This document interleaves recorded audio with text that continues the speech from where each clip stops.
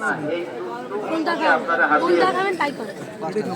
হযরত আবু হুরায়রা বলেন এই যে তিন নবীজি কোনদিন যাকাত সদকার মাল খান নাই। খান যাকাত সদকার যদি খান নবীজি তো আসতো খান তো নবীজি তা গরিব এতিম খান মিসকিনদেরকে তো। দিয়ে দিতেন। আর হাতিয়ার মাল আসলে নবীজি তা নিজেও খাইতেন, অন্যদেরকেও দিতেন। আমি যখন জানতে পারলাম যে দুধ বাটি নবীজিকে হাতিয়ে দেওয়া হয়েছে, তো আমার দিলটা খুশিতে ভরে গেল। কারণ নবীজি আমাকে এই সময় নিয়ে আসতেন। আর অনেক সময় তো নবীজির ঘরে কিছুই থাকে না, খালি পানি থাকে।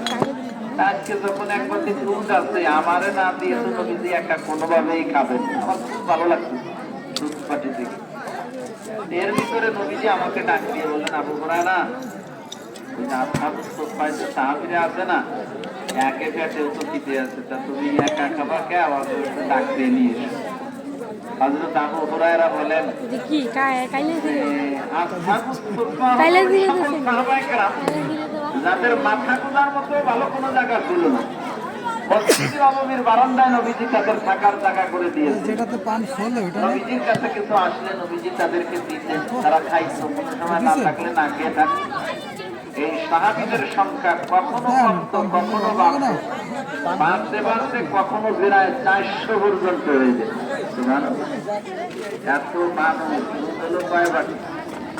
হযরত আবু হুরায়রা বলেন, আমার মনটা খারাপ।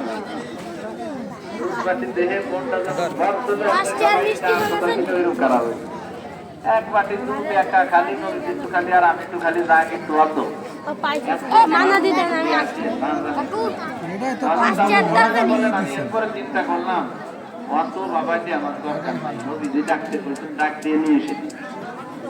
সবাই ডাক ভাই আপনাদেরকে নবীজি যাইতে বলছে, মানে খাট টাইমে যদি কেউ ডাকতে আসে বোঝা যায় না যে রেখে যারা ছিলেন মসজিদে নববীতে আসহাবুস সুফফা, এদেরও তো পেটে ক্ষুধা, এরা মহা খুশি, তাড়াতাড়ি চলে আসছে সব। হযরত আবু হুরায়রা বলেন, আমি চিন্তা করলাম অন্য সময় না হয় আজকের মসজিদে ভাতে পড়া যায়। কারণ যদি ভাতে পড়ি তো সমস্যা আছে, দরকার নেই, আমি আগে লাইন দিয়ে যারা যারা বইছে, আমিও ওই লাইনের শুরুর দিকে বসে গেছি। পরে বসলে আবার কি হয় না হয়, শুরুতে বসিতে একটু পাবো। নবীজি আমাকে বসা দেখে তো ভাঙ খাবে না আমার তো হবে না তো, তুমি সবাই রে খাবা আগে, তারপরে তুমি খাবা।